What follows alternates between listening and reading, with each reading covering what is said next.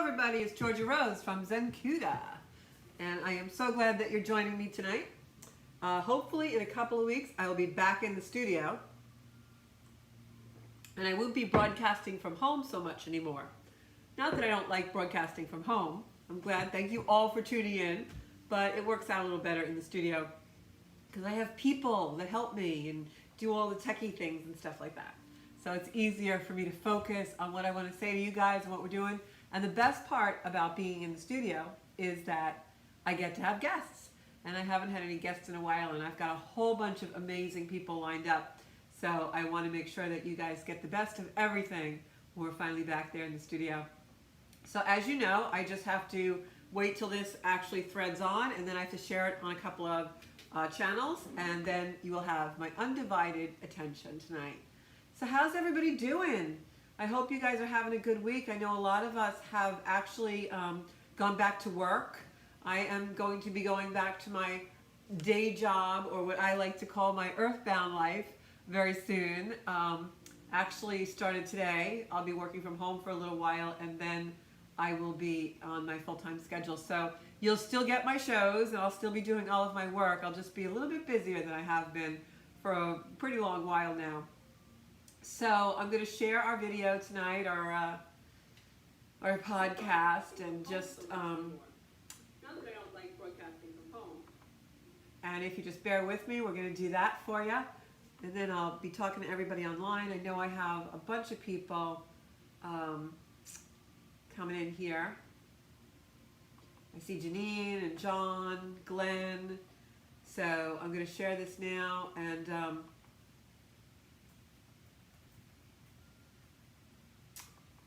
so I really want you guys to participate tonight. I know Tuesday night I was on, not on Gov's Comedy, but on my regular live cast.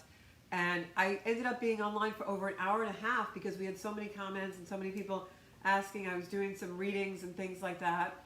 And it was really pretty cool. But at the same time, when I got off, I was pretty exhausted because I didn't expect to be on that long. But I hope you all enjoyed that.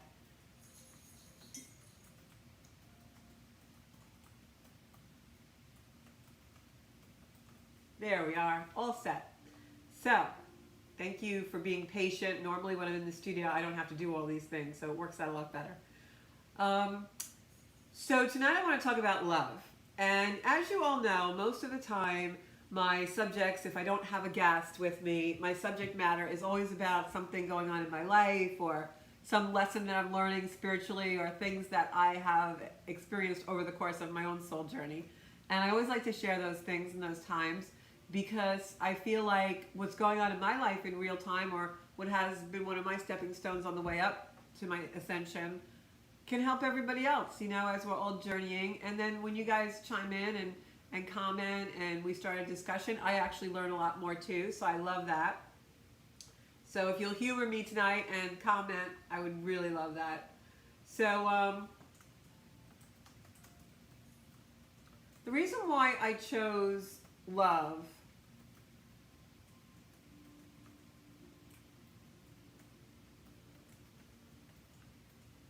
tonight is because I find that there's a lot of bitterness in the world right now. I don't know if you guys see that, but there's an awful lot of bitterness, and I don't even like to scroll the news feeds, whether it's social media or, you know, we all have these lives on our devices, and you know, if we get Amazon or Apple TV or whatever, there's all this stuff out there.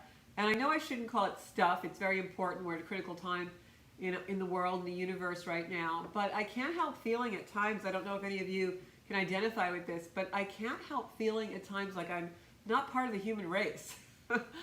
It's almost as though I can't relate to anything that's going on in the world. And I've never felt like this in my life, and I've lived a pretty good amount of time at this point. And I feel as though I don't know if it's my spiritual ascension or if anyone else is feeling like this, but I just have this detachment over what's going on. And detachment of it in a third dimensional way, but certainly not detached in an emotional way. It's extremely moving to see a lot of these images. And when I say moving, I don't always mean it's positively moving. Sometimes it's moving in a very negative way. And I find myself being caught up in this whirlpool of negativity and really negative emotions. And so we see all these things online in media about what's going on in the world and the turmoil, and then we see all these things about love. And I started to, you guys who've been watching me for a while know I ponder a lot, right? So, because I want to know the wisdom, I want to know the lessons, right? I think that music might be a little bit loud. Alexa, lower, please. And so, I wish I could say, Alexa, do my podcast. So, she'd have everything set up for me. So I started thinking a lot about what love is, and I started to really meditate on that. And I started to really think about my experiences with love in my life and what love is to me. And I'd love to hear your experiences and know what love is to all of you, because I think we're going to get some really different ideas. And isn't it unusual or strange in a way that when we think about what love is, sometimes we get a little confused, right? Sometimes it's hard to describe.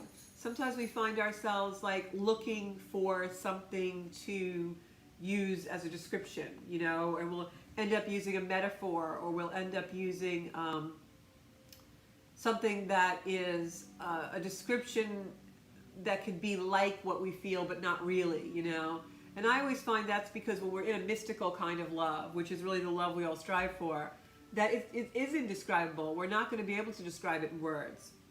So I don't know if you guys feel any of that, but lately I just feel like I'm almost not a part of the human race. It's like the things that are going on around me are so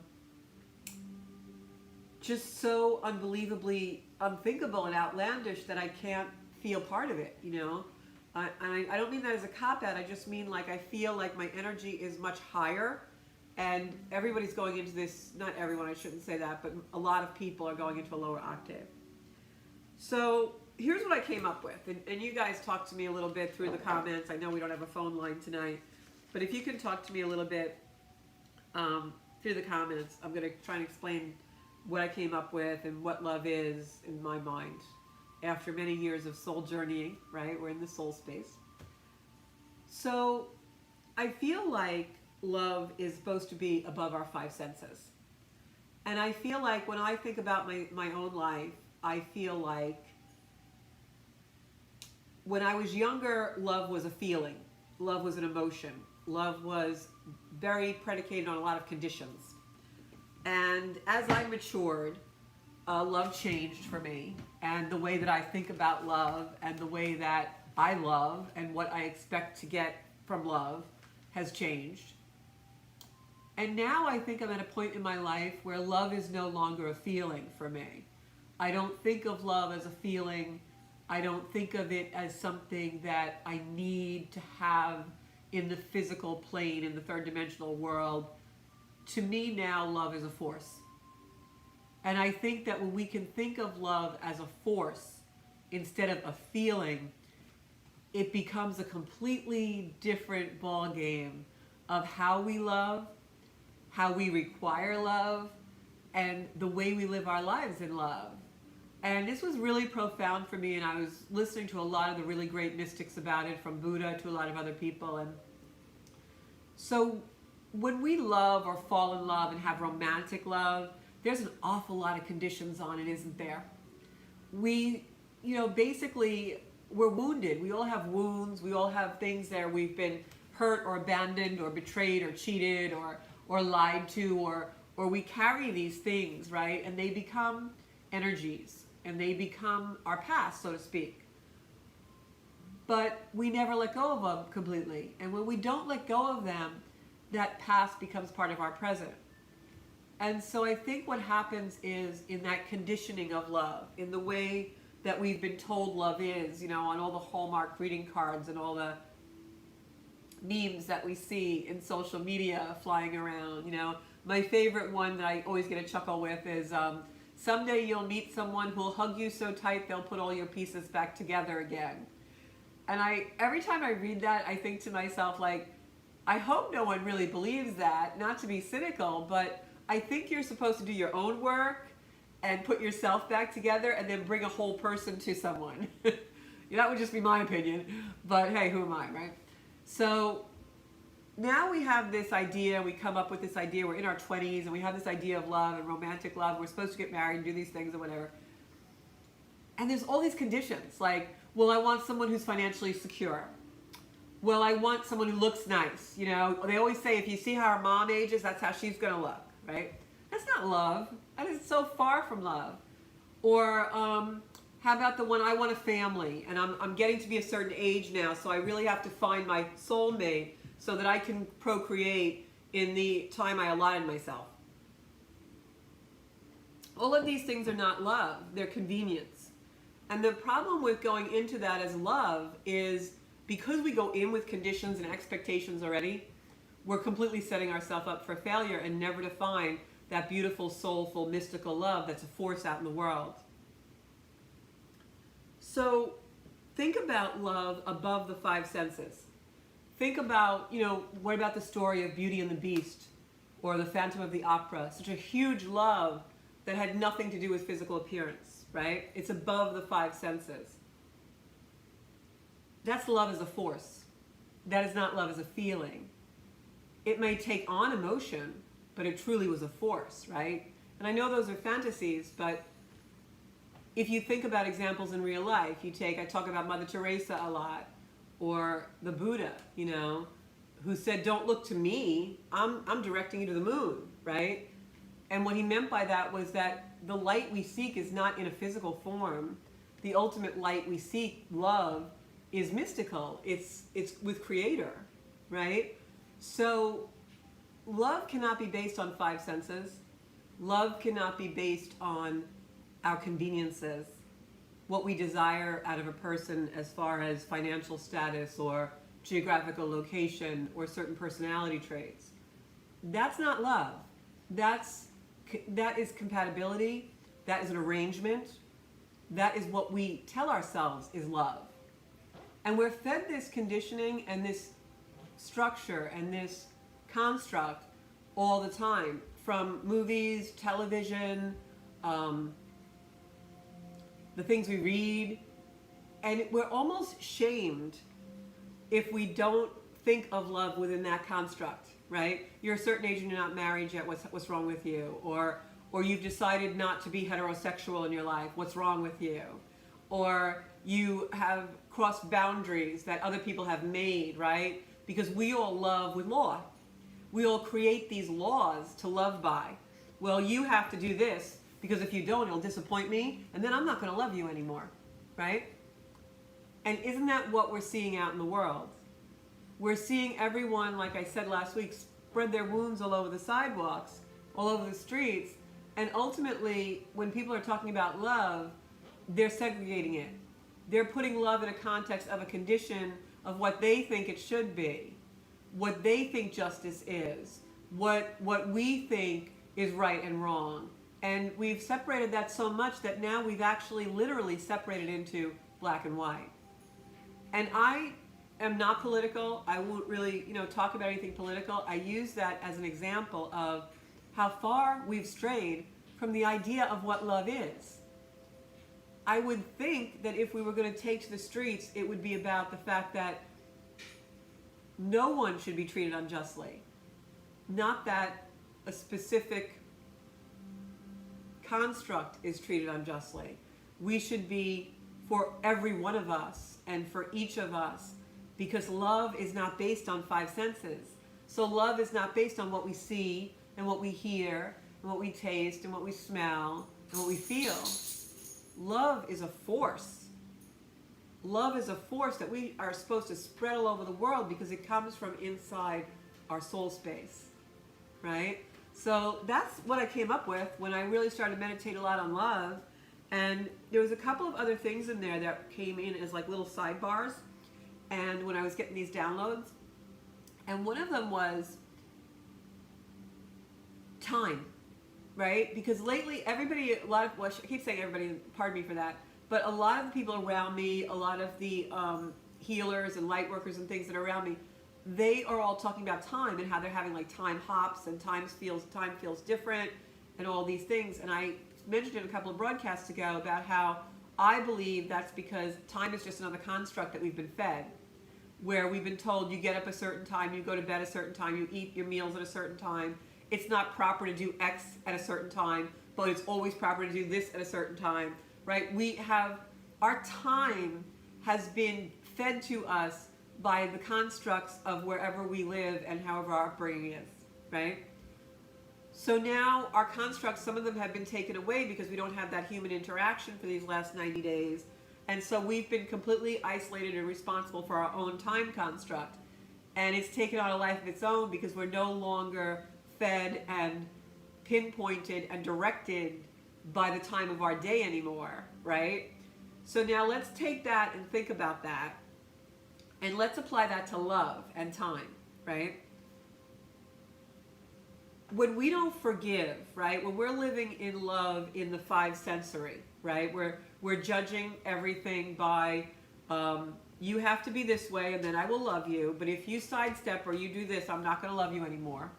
Or how about this one? I'm not going to love you until you show me love. I'm not going to love you until you love me. When you love me, then I'll love you, right? That's not love. That is us acting out a wound. It's us not forgiving somewhere along the past of our life and bringing that bitterness into every current relationship. So how does this relate to time? When we carry our wounds, when we carry experiences that have made us bitter or sad or jealous or frightened, when we carry those things and then we come to a point in our life where, oh, I'm ready to love again, but you still got these things, well, then we're not really ready, not just for all the obvious reasons, but we're not ready because our time, our idea of time, our time experience is partly in the past. So we're bringing the past timeline into our present mindset, into our present heart. And that's where we come up with all these conditions about love and constructs about love that have nothing to do with love. And that's where we have all of these degrees and rules and all of these things that make us diminish our capacity to love. And that's why time is so important. Because if we stay focused on the past and on all the terrible things that have happened to us, and oh, my mother was an alcoholic, and oh, my father was abusive, and oh, my first husband did this, and oh, well, I had a sister that was, now you're living in that, and you are not healing that. And the only way to heal that is throw it out and don't allow it to be in your present. Because when it's in your present, when someone comes in and you have an opportunity to love, an opportunity for love, you're not going to live it to your full capacity. Because part of your time is always spent in that other place. And in order to truly love from a more mystical place, from the force of love, you have to be free of that. You have to be completely and fully present. So present that it's not about the five senses. Now you become a complete light body. You're completely free of the judgment and the construct of, what does this person look like? Well, yeah, I like them, but I'm not attracted to them. Or, well, I really like him, but he doesn't have any money. Or, well, he travels all the time. How can we ever have a relationship?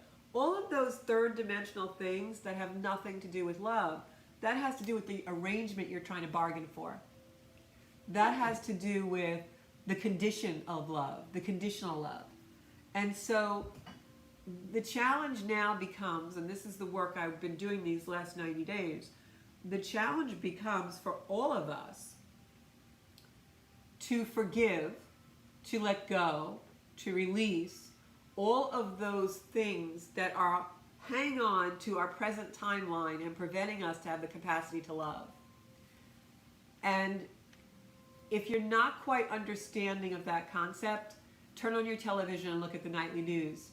Because the people you see in the streets, that's where they're stuck. They're bringing everything that happened in the past into their present, and they don't have the full capacity to love. Because if we love one another and we bring that love to each of our relationships, to each of the people in our lives, to everything we do, then we wouldn't have that, because everyone would be healed. And it's up to each one of us individually to do that.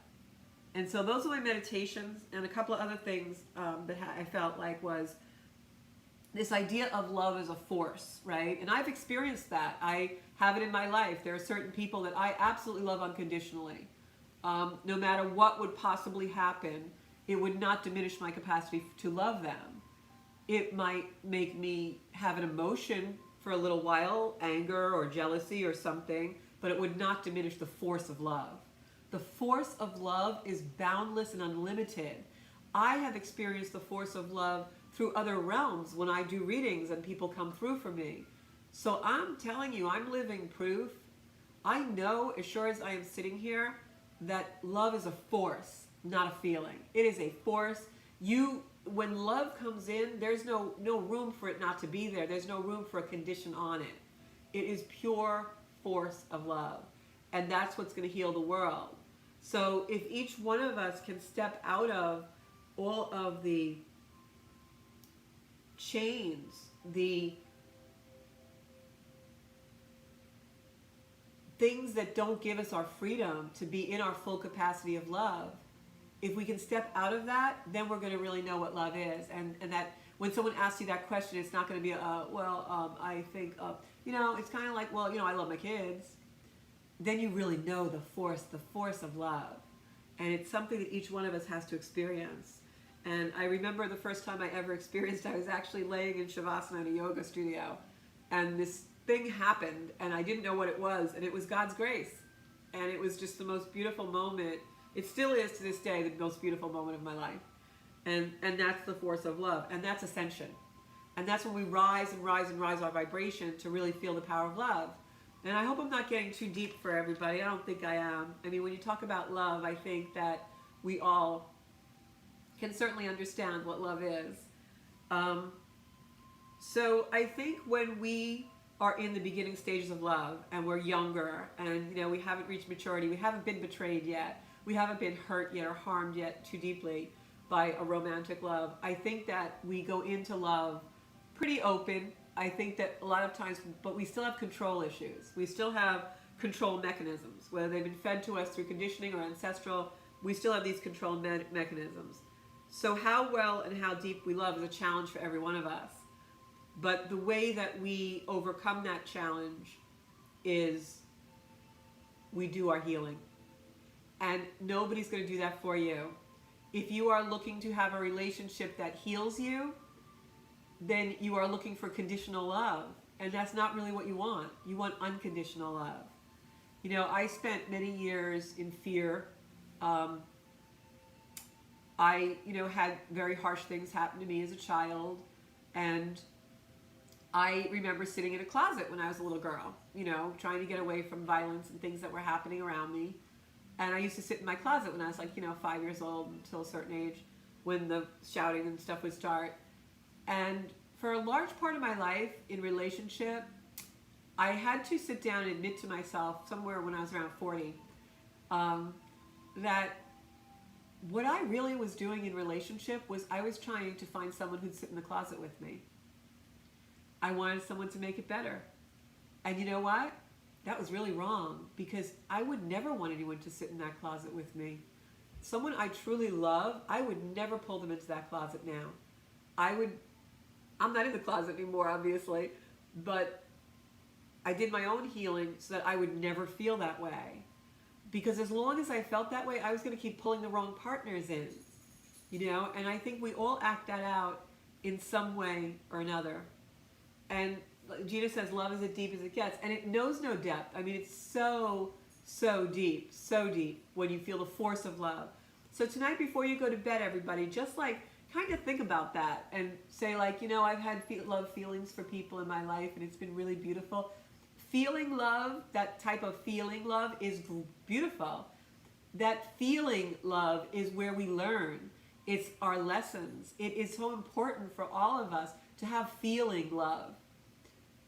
But the deeper is the force of love, that force of, people who have children, that you would do anything to save that child from harm, or that's a force of love. That's fierce love, So what is your capacity to love unconditionally? That's my question for you. So tonight, before you go to bed, ask yourself, like on a scale of 1 to 10, what is your ability to love unconditionally? And what do you have to do to release the blocks to get to that unconditional love? Because you can want it all you want, but you're never going to get it until you have it to give. And you're never going to get it until you give it to yourself. And you're never going to have it until you are it.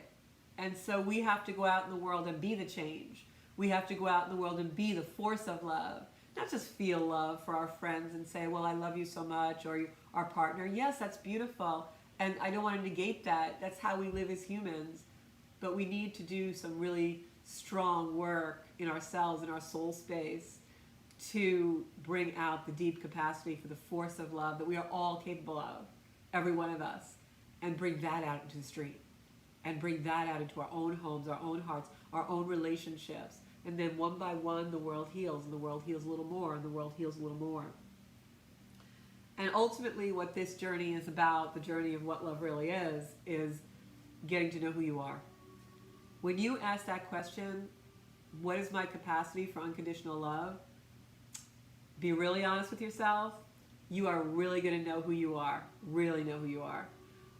And sometimes you're going to find things that are your blockages, or the things that are keeping you from really giving that 100% are not so pretty. And you're going to work through them, because you're going to give yourself the love to do that. And I think that is love in action, and us giving love to ourselves. And that is monumental in changing the world. So I'm going to read some comments. And Joanne, that's a cop-out, truthfully. I hate to be harsh to you, but if you're telling yourself that, that is your reality. But maybe a better way to speak would be, I've been hurt a lot. Please help me to release this universe, God, whoever you believe in, so that I can love again, because I deserve that. Because what you're really doing when you're saying that, I don't know how to love, I've been hurt so much, you're really telling yourself you don't deserve love. And that is absolutely not what the universe wants you to do. The universe wants you to go out and love and feel that force within you. But it starts with your own loving yourself. And I'm going to send you healing right now, and hopefully that will help you.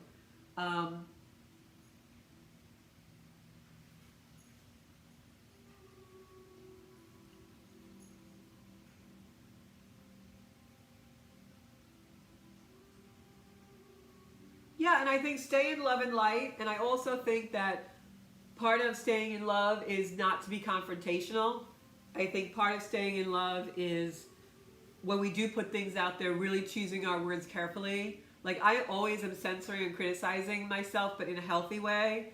Like in tonight's broadcast, for the first 10 or 15 minutes, I felt like I probably used the word I too much, because I was talking about my personal experience. And it might have been better for me to use we, because I'm really trying to talk as a collective. That's how I talk to myself. Like at the end of the broadcast, I watch them back, and I really try to present the words I use in a really special way, because I want to be an instrument of love. I want to be a modern day mystic without a monastery, as Carolyn Miss says. I don't want anyone to criticize my broadcast, not because that would bother me. I'm detached from that, because it would bring me out of love if I wasn't. But I want people to come away from this hour of soul space, kind of thinking a little bit, and knowing they're included in something, and that there are people in the world that care about each other and want to elevate, So Joanne, when you do your posts, just try to be a little bit, read them back, before you post. Like, you want to really be a little bit hypersensitive as to what you put out there, because I think people are hypersensitive right now, and we all have responsibility for that, especially with Mercury and Venus where they are and all kinds of stuff.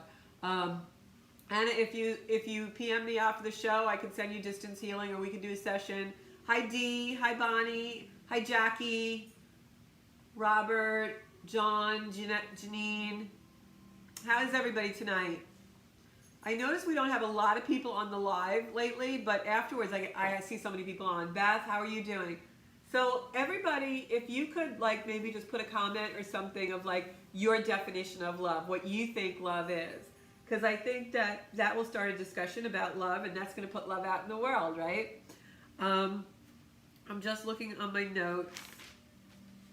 Okay, so once we have our capacity to be able to give unconditional love and love at full capacity, then things get really interesting, because when we put that out in the world, it starts to come back. And it's almost like we become so much light that our life just light up and things start happening in a really amazing way. And I think that that's when we start to get all the things we really want. And I think that a lot of things, you hear all about the law of attraction. I did a great show on that a few months ago. You hear a lot about, you have to manifest in a certain way. I'm going to tell you the exact key to manifesting, and this is like no BS. This is like AF manifesting, okay? Serious AF manifesting. You have to be in the vibration of whatever you're trying to bring into your life. So if your finances are a mess and you don't ever balance your checkbook and you want financial abundance, then you're never going to get it. You have to show the universe by your actions in this third dimensional world that what you want. So you have to be whatever it is you're trying to manifest, all right? That's the trick to getting what you want in life. You must be it, and then the world rewards you for it. So if you want a promotion at work or you want a better job, you have to be really great at the one you got. If you're slacking off at the job you have, the universe is not going to give you a better one, because you're showing the universe you're not responsible. So that's the trick to manifesting. And once you start to really open up to being able to give unconditional love to things, you raise your vibration. You're going to find yourself more responsible and actually doing a better job at almost everything, because now you've just become this container of light that all of a sudden the universe starts rewarding and rewarding. So that's another motivation to really try and get rid of your blockages and go into a deeper love of being unconditional. And the reason for that is because, and I see this with a lot of light workers and a lot of spiritual people, they'll become enlightened and then it becomes an egoic thing. Like, well, I want to show, who am I going to be able to show that I'm this person now? I got to show people who I am, because I am so great. I just did all my work and I got to show everybody how great I am. I'm such a different person now. Well, I have to tell you, when you walk into a room full of light workers, they don't need a neon sign. We're all light, right? Everyone in the world has a capacity for light. So you doing your work and being a beacon of light in the world is not anything to, be preachy about. It's just we all supposed to be doing it. It's the evolution of humanity. It's the evolution of the human race. So, don't become egoic about it. I see that all the time. I'll see people who they've had an experience and they finally get it, or they've been enlightened, and now all of a sudden they're going around like, I am the Reiki master of the century, and I am this, and this happened to me, so I'm a really big healer. I'm so connected. Okay, we're connected. I get it, but we're not supposed to flaunt that. We're not supposed to make that our claim to fame. We're just supposed to be the light and make sure everyone that comes around us feels our light, because that's love. Just give love to the world, It doesn't have to be about, hey, I need to be seen, or because that creates more bitterness. And when we step into a love where now it's like a look at me kind of love, it makes the people around us feel bitter. So stay in that beautiful force of love. It is a force to be reckoned with. So I want to go back a few minutes ago when I was talking about time and how we oftentimes, even though we're functioning in the world now and in the present moment, we oftentimes feel like we don't even know we're doing it, but we have one foot in the past, right? So now the past is becoming, the timing of the past is now influencing our present. And what happens when that happens is we might get an opportunity for, this bird's flying out window, we might get an opportunity for love, or for something really wonderful who comes our way, a reward or something like that. Not even in romantic love, maybe it's a job or an opportunity to move someplace we always wanted to move to, or whatever. And if we have that stuff from the past coming in, like suppose someone betrayed us or lied to us, and now we're suspicious of everyone because of it, the way that we handle the opportunity that comes to us is going to be completely different than the way we handle it when we no longer have that other stuff in our present timeline. For example, you may get a great chance to have a new job, and someone may make you a job offer. They know they've watched you in a company, and they know you're doing great, and they call you up and they say, "We really like to meet you. We've been watching what you're doing," and your instinct is, "I'm not meeting with those people. They're going to lie to me. They're not going to tell me the truth. I'm not even. I heard bad things about them." Well, and it's because of an experience you had in the past, say, because someone once did that to you. Well, now your past just completely blew a not present opportunity, and that's the way the past prevents us from living at full capacity. And in love relationships, you know, someone comes into your life, and how often I hear, "Oh, but it's too good to be true. That really can't be the way the person is," because you're applying what happened to you in your past to the current relationship. You're taking a past energy and putting it in the present. And when you do that, you're not fully present to partake of the opportunity around you. Your decisions, your opinions are all being influenced by a past that you didn't heal. Okay? And it could be something really small that happened to you, but you carrying it. So that's how we, lose our capacity to love. So John says, "I know it's cliche, but you truly have to love yourself and be willing to give your whole heart and soul to your partner or significant other all the time, no matter the time." And that is so true. And I see that in a lot of couples because I observe relationship a lot. It's just kind of what I do. Not that anyone realized it. And I see so many people, it's almost like they're living in an arrangement. And it's like everything is a bargain. And they have their roles in this role, and they don't want to come out of the role because that's the arrangement. How stifling is that? Shouldn't love be something, a force that encourages us to keep changing all the time? Shouldn't love be something that just, is like a huge ball, like the Zenkuda Z ball that we have, right? I always say this is like our energy ball. And so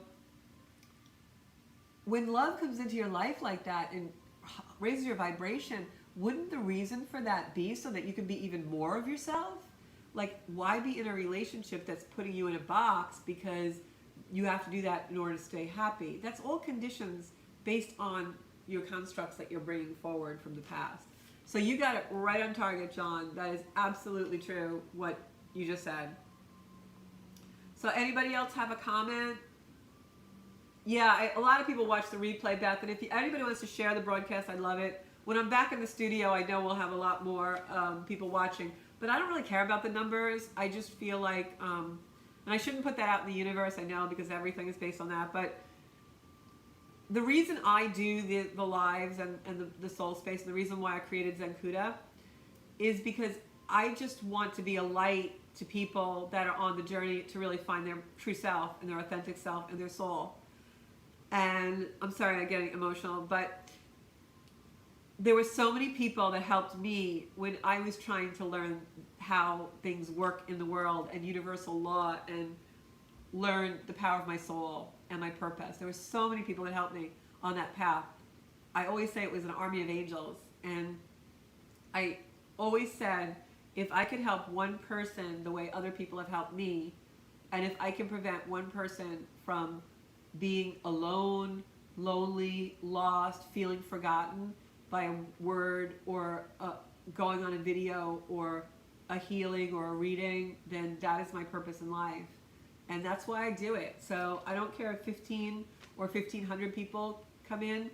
The only reason the numbers have any significance for me at all is because that just means maybe I'm touching more people and there's going to be more love in the world. And that's really what I love, is that. And that's what the energy that I source my life from. When I put a condition on my broadcast, when I put a condition on the success of Zenkuda, I'm not loving unconditionally. I'm not loving myself and my business unconditionally. I'm putting conditions on, I'm bargaining on something that I created from Spirit's energy. So I can't do that because it doesn't work. So it has to be completely pure. Yes, love yourself first. Okay, so if all of you also would subscribe to my YouTube channel, because I put videos, I have a bunch of videos I got to put up there. That would really help me out a lot as far as spreading the word of love in the world. I want to put together some kind of a summer solstice gathering, and I want to reach out to a couple of the light workers to do it with me. I'm thinking maybe if we could go onto one of the beaches and 6 feet apart chairs and just kind of do a little bit of a meditation or a ceremony. That would be really beautiful, because this year's summer solstice on June 20th is a solar eclipse. And it's very, very powerful where the planets are. A lot of new beginnings, a lot of new creative energy. So I'd love to do that. So now, hi, Carrie Ann. So I have these special cards tonight that are cards I got a very long time ago. They're actually love cards. They're in the shape of a heart, so they're hard to shuffle. But I just kind of like mix them up a little bit when I use them. And I usually use these in readings as clarifiers. And so I'm going to pick a couple of cards tonight for some of you who are watching. And the reason is because I hope the messages that are going to be given from these cards will help love flow through you better and more rapidly and more forcefully. I think that's the good word, forcefully. I really hope that love flows through you out there and love flows through from this broadcast, because that's the only thing that's going to heal the way we are right now.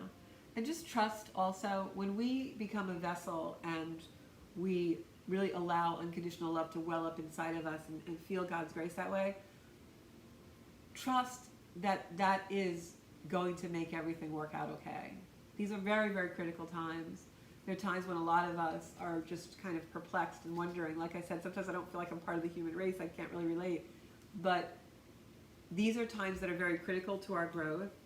And the reason being is that we are going from the way that we've always loved to a more mystical, within the heart kind of love, where love is now being taught to us as a force, not just a feeling. And that's really what I think these times are about.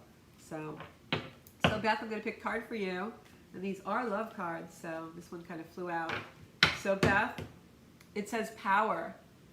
You instinctively know what is right for you, and you have the power to say no or to walk away anytime. So take that with you. And the other thing I get from this card too is we don't realize there's a snake wrapped around this person. And a lot of mystics or modern day readers and light workers think of the things I was talking about that we carry in from our past, the negative experiences that we've had. A lot of people think of those as reptiles. They're like reptilian because they wind around us and steal our power. And that's really what is in this photo. So maybe there's something that you need to let go of from your past. And we all have the power to say no to that thing. I'm not going to allow this to happen anymore. Many times I'll do a reading for someone and there's a parent or influential being that was in their life and passed over, yet that influential being is still influencing their life, and sometimes not in a positive way, sometimes in a positive way as well. And I often will say to them when it's a negative and it's blocking them or preventing them from really living to full capacity, I'll say, how long are you going to let so-and-so run your life, be the driving force in your life? Our lives are our own. We are supposed to live our karma, not the karma of others. And that's a really big thing when you're working on your capacity for unconditional love. Because a lot of times our constructs are from the karma of our parents, our grandparents, our siblings. We take on other people's karma, all right? Sarah, this is for you.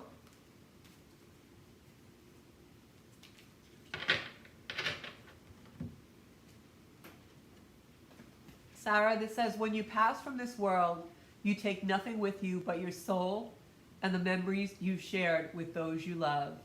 And look at that beautiful heart with all the light, rainbow light around you. I take this as meaning that you are learning the deeper meaning of love and how love transcends the realms. So if there's anyone that passed over that you feel like you're really feeling around you, I think that's a message from them that love transcends. So there you go, Beth. The cards never lie, I have to say. Cards, especially when you put energy in them, the cards will never lie. I hope you're all buying on Zenkuda.com. You get my cards that I created, the Circle of Light Oracle cards. These cards are great. They're gorgeous. Everybody that has them loves them. So I want to pick a card for John and then Marianne. I feel like all I do on the broadcast now is pick cards. It's getting a little lame. No, just kidding. But I can't wait to be back in the studio with my guests. All right, this is for Marianne. Marianne, your card is forgiveness. Look at this beautiful card. Stop focusing your energy on past events, for life is too precious to waste. You create your reality by what you think, dream, and imagine. That is exactly what the broadcast was about today. Wow, look at that beautiful angel behind you. This card shows me your power and that you need to come forward in your life and be present. That angel is always going to be with you regardless. And John Mineta, my #1 top fan. John has so much love in his heart all the time.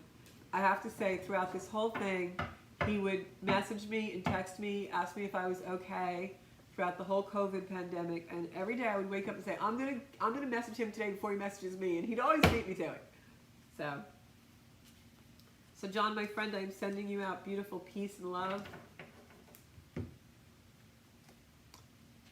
And this says, my beloved, though we may be physically apart, spiritually we are always united, for love transcends space and time. Nothing is missing. So I take this card as nothing is wrong. Everything is right where it's supposed to be. And even if you don't have someone in your physical dimension right now, there is a connection spiritually with you and you're always united. Look at those beautiful wings with the hearts. So take that with you, John. Somehow I feel like I felt that. I felt your heart just then. Whew. All that love. Hi, David. Hi, Janine. I'm going to pick a card for David. This is David's card. Wait. Let me shuffle these because I got the same card twice.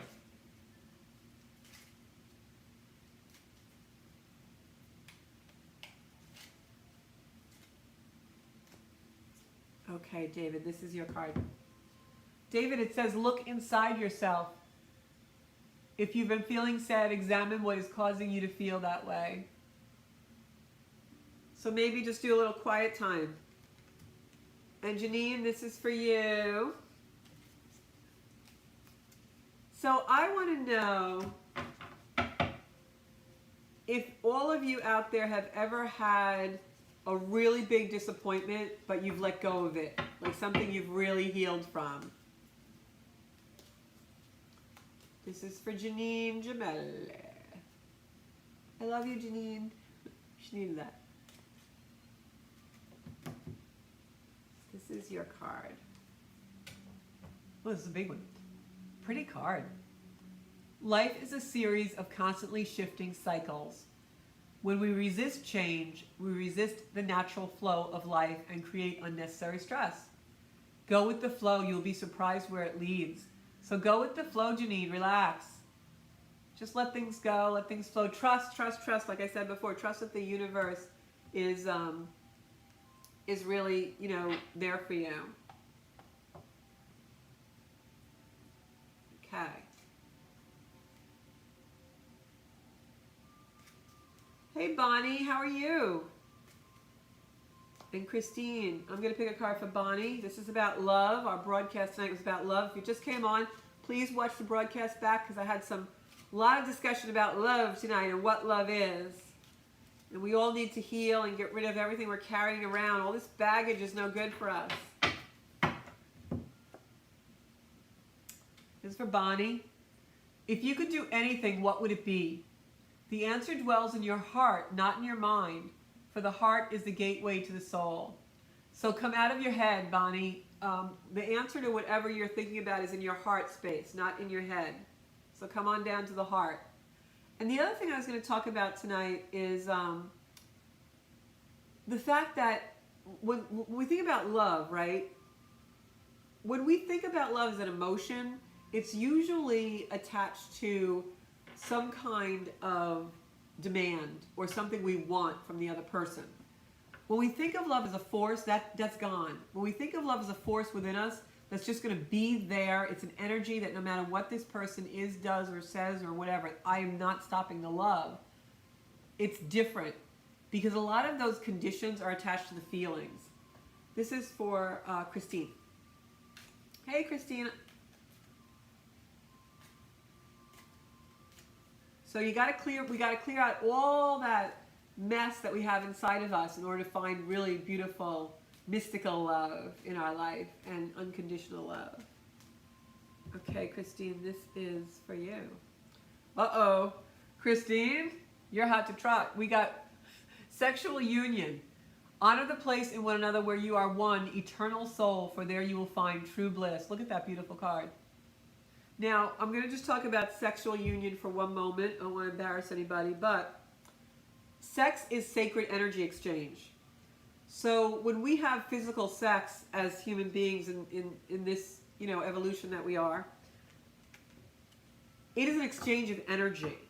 Even just sleeping next to someone, we take on their energy. But when we have sex and we actually entwine our bodies physically with someone, we're taking on all of their energy. So if someone does not have the capacity to love you unconditionally, we should not be doing that, because we're going to take on a lot of their baggage, and sometimes you'll end up actually having their karma. And like I said before, it's really, really important to, I don't know, Christine, you're going to have to report back. That's a hot card you got. And sometimes, you'll have an encounter with someone and you'll end up not feeling good afterwards, and it's because you've taken on their energy and their karma. And it's really important for us to only take on our karma and live our own karma and our own karmic lives. So now I'm going to pick an angel card for tonight's broadcast. All right.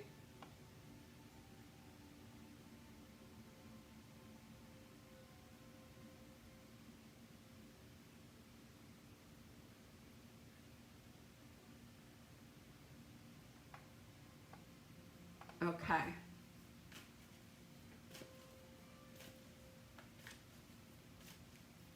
Go back and see if I missed anyone's comment. So I'm just going to pick an angel card. I hope these broadcasts aren't boring for you guys. If you interact or whatever, it'll get better. Because usually when I'm in the studio, I have guests and everything. It's been a little difficult to do these by myself. And I don't have Sally either. I miss my Sally, because Sally always talks to me in the studio. We have a great banter. So this is for tonight, Angel. It's number 27, Mika, which is Divine Plan. And I have to tell you that the number 27 is extremely significant to me. It's actually my mom who's passed away. And my mom has been around me all day, and she keeps telling me to believe in myself. So thank you for that, Mommy. I love you. So Divine Plan. So this is a really important card, because right now it's really important, like I was just saying, for us to trust. And even though there's a lot of unrest in the world, we have to make sure that we understand that there is a divine plan. It doesn't matter where things originate from, or who created a virus, or what events led up to something. It's the events as we're in them presently that we need to be aware of. It's the events of the divine plan, and always having unconditional love during every part of the divine plan. So I hope that you guys all actually subscribe to me on YouTube, and also look for me on Zenkuda Official. All right, really important to do that, because I need you guys to find me when I do my broadcasts. Gonna put that there. And then finally for tonight, the final card I'm gonna pick. Oh, thanks, Christine. That's great. I need feedback. It's hard for me to do these broadcasts without feedback, and usually when I do my podcast, I have a live call-in, so we're talking all night, And I'm someone, in this lifetime, my humanity gets a lot of reflective energy off of other humans, so I need the interaction. So definitely give that to us. Hi, Diane. How are you? You can always watch the playback. You'll never miss me. Okay?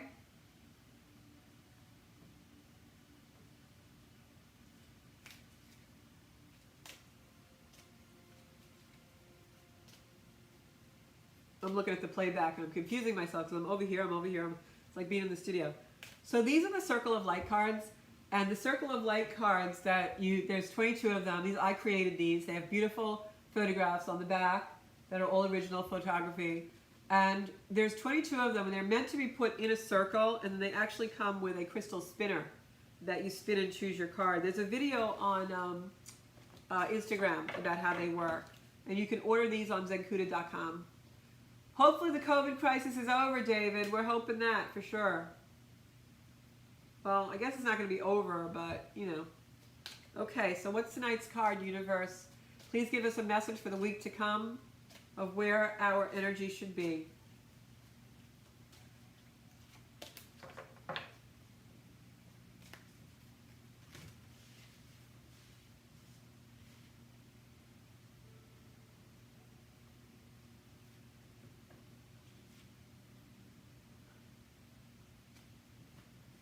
Intuition, flashes of light across the soul.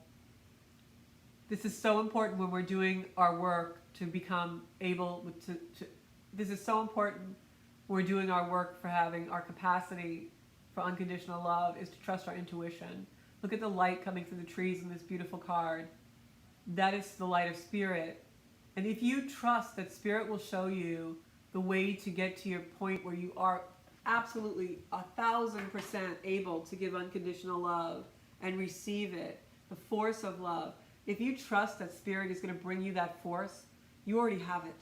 You already have it within you, and spirit will absolutely give you more of it. I'm going to read you the excerpt from that particular card. It's number 2. I'm sorry, no, it's not number 2. I just put it down. Is it this one? Yeah, number 17, intuition.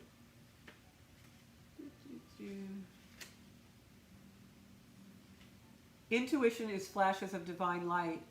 These thoughts are given to you to keep you on a divinely guided path in your life. Pay attention to your intuition and gut instincts. Too often we ignore these genuine feelings and focus on external influences instead of trusting our own divinely guided thoughts to move us forward. And that's so true, because if we use our own compass for our own judgment, not what we see outside, that love, that force of love is going to come through.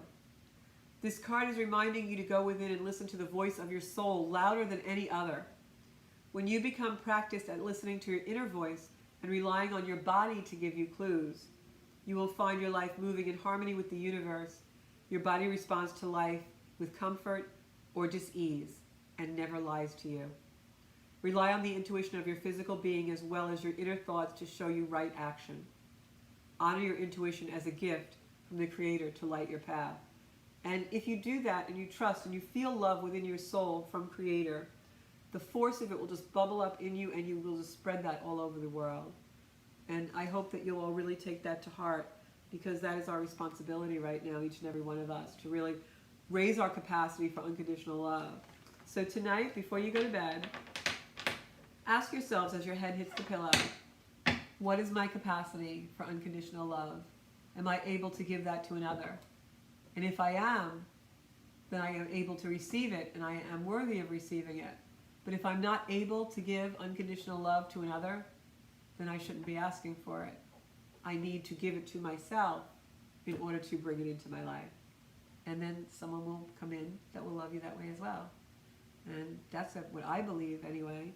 And I think if we all stop judging and being impatient and yelling at each other and calling each other names and threatening each other and being violent and living in that world, which is a reflection of the constructs we've been taught, and we go into our interior and live in our interior world, the world of our soul space, fill that to the brim with unconditional love, and then bring that out into the world, then we won't have anything to worry about, will we? Thank you so much for tuning into the Soul Space tonight. I'll be on next Thursday at 6:30, and I'm hoping in a couple of weeks to be back in the studio with all of my guests and all the great things that we usually talk about. And you'll have a phone line, and you can call in, and it'll be great. Yes, my cards can be meant for reading others. They're oracle cards. They're not tarot. So you can use them in lots of different ways. You know, if you put the circle out on the table and leave a crystal in the middle, anyone can pick a card. All right, Beth? So if you have any questions, just message me, okay? If anyone wants a private reading, what I do in a reading is I usually do some astrology. I am an astrologer, so I will read your birth chart. That gives me the clues to the course of your soul contracts in this lifetime. And then psychically, I can tell what your blockages is, what your life lessons is, and why you're here. So if anybody would like a life purpose reading to learn more about why they're here and where their direction is in this lifetime, just give me a shout out on zenkuda.com. Thank you so much. I look forward to seeing you all next week. Bye-bye.